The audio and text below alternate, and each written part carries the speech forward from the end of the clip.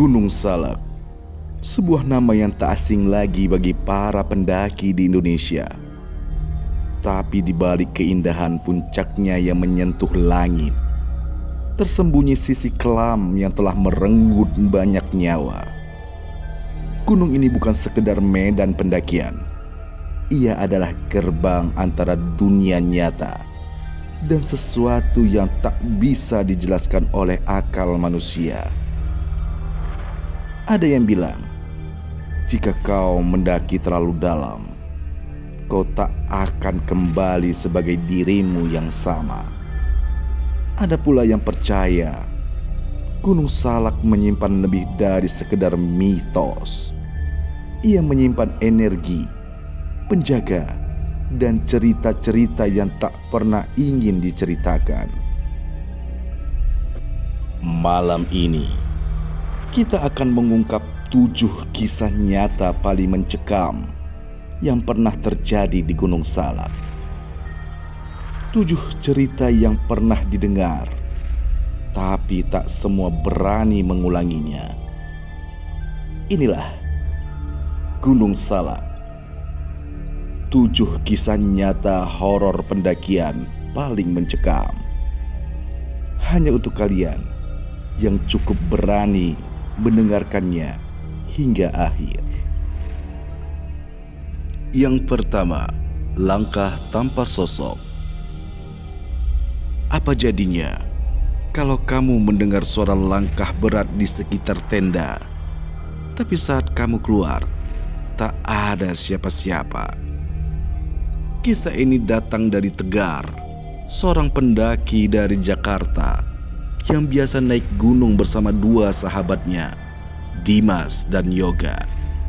Tahun 2021, mereka memutuskan untuk mendaki Gunung Salak sebagai pemanasan sebelum mendaki Semeru. Malam pertama, mereka di pos 3 berjalan normal. Namun sekitar pukul 1 dini hari, Tegar terbangun karena mendengar suara. Seperti ada yang menginjak daun-daun kering. Langkah kaki berat. 1, 2, lalu berhenti. Tegar pikir itu hewan, tapi suara itu datang mengitari tenda mereka. Ia bangunkan Dimas, tapi suara itu langsung menghilang. Pada paginya, mereka kaget bukan main. Di sekeliling tenda mereka ada jejak kaki yang besar, seperti kaki manusia, tetapi tak sempurna.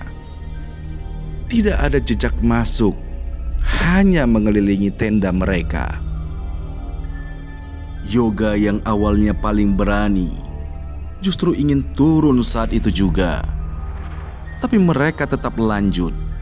Walau sejak malam itu, mereka merasa selalu diperhatikan. Terkadang, sesuatu yang tak perlu menunjukkan wujudnya untuk membuatmu takut.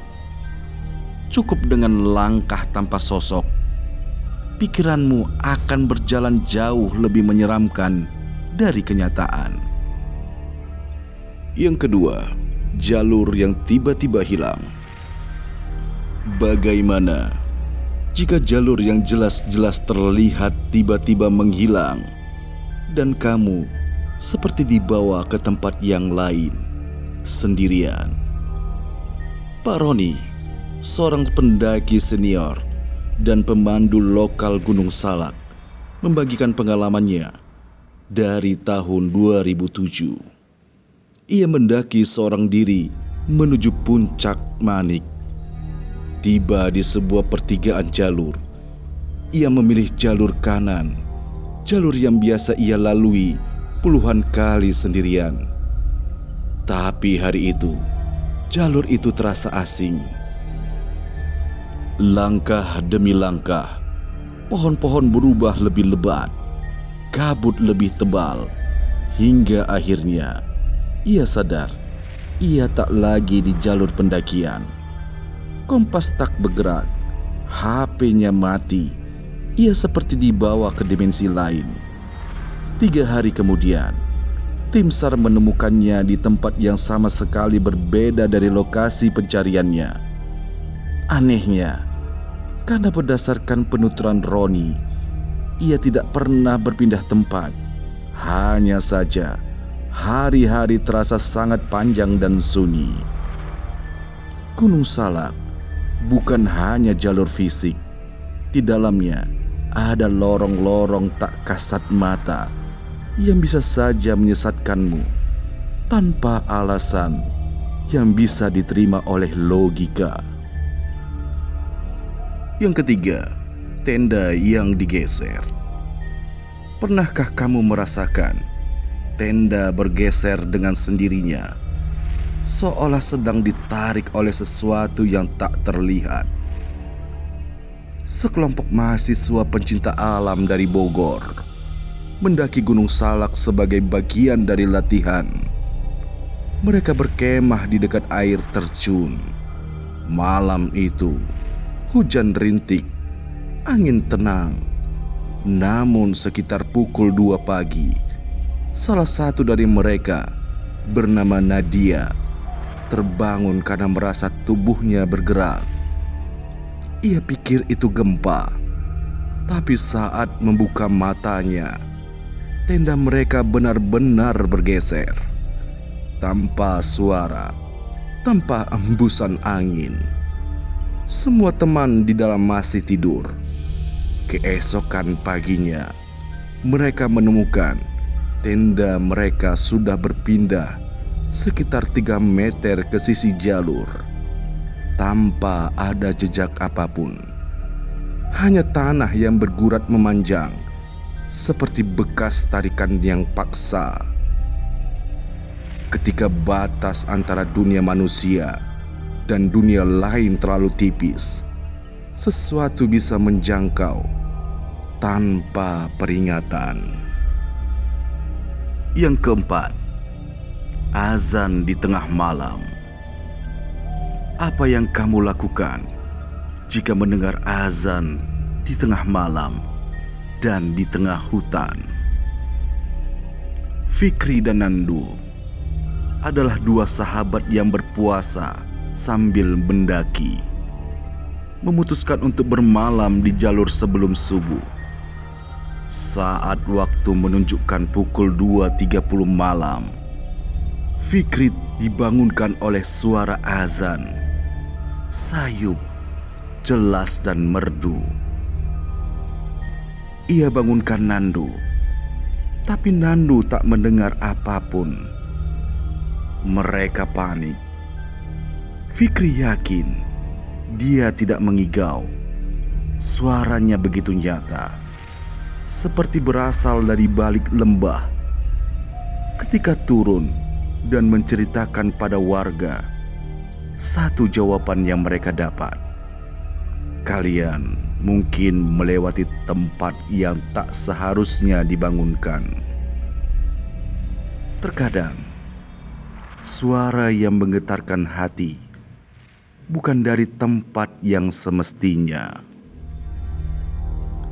Yang kelima, makhluk bermata merah.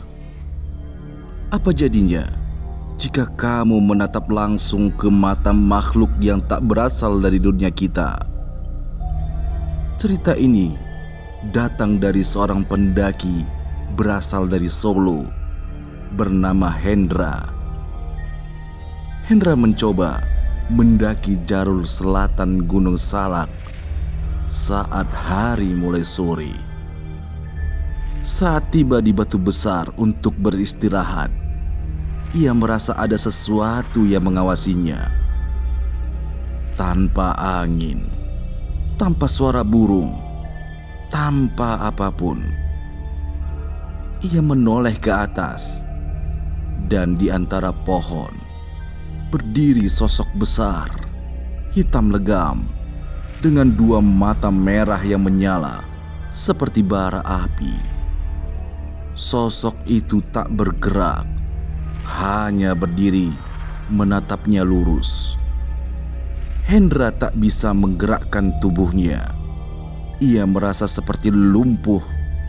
seolah sedang ditekan oleh sesuatu yang sangat berat. Setelah beberapa menit, sosok itu menghilang di balik kabut. Hendra langsung turun, dan keesokan harinya ia mengaku tidak ingat perjalanan turun. Ia hanya sadar saat sudah berada di warung dekat base camp dengan tubuh yang bergemetar dan mata yang masih tak percaya.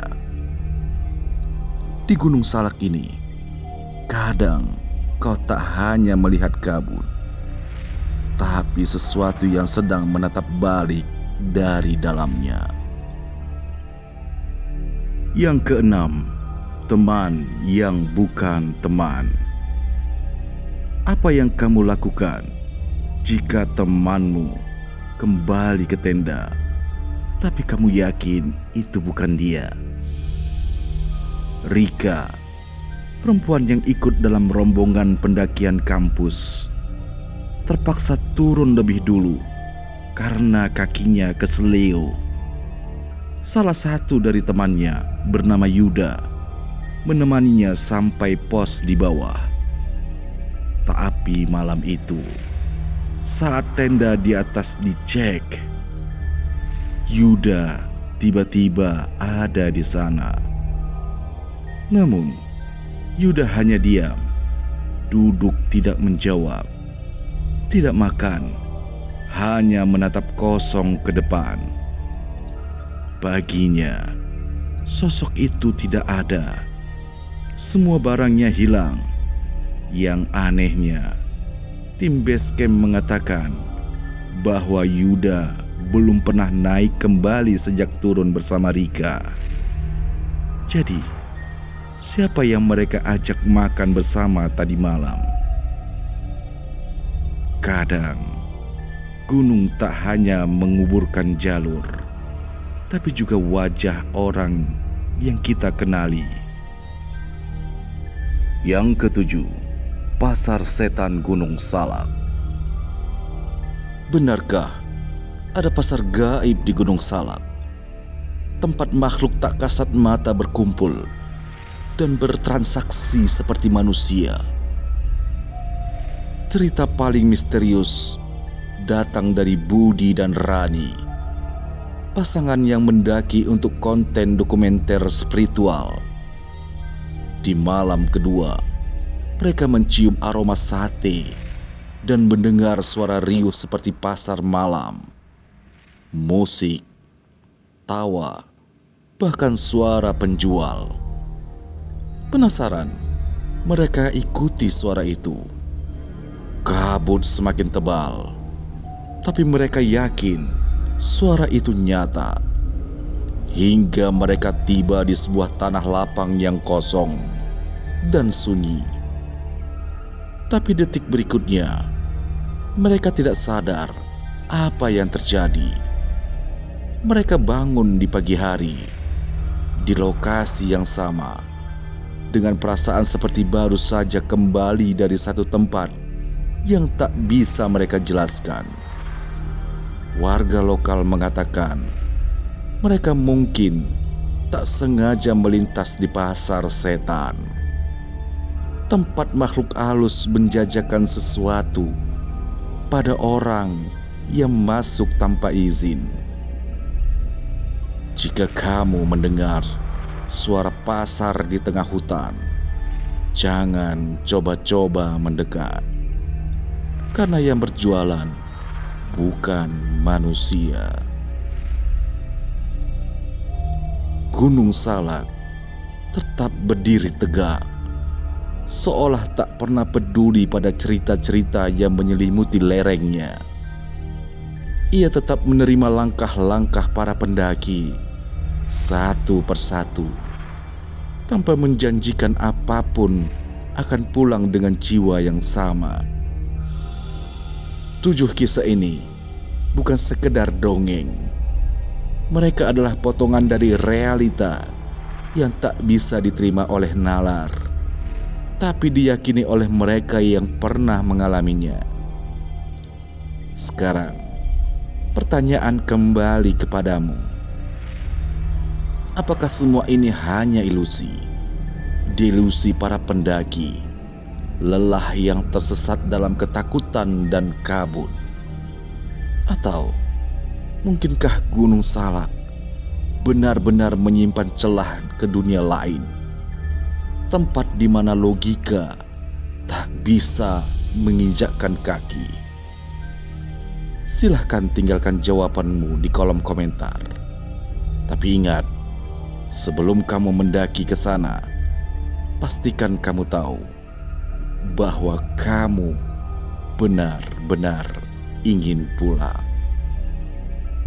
Dan jangan juga lupa tekan tombol subscribe, like, dan komen, serta nyalakan lonceng notifikasinya pada channel NI Creator MDN, dan nantikan cerita-cerita misteri yang lainnya. Terima kasih. Wassalamualaikum warahmatullahi wabarakatuh.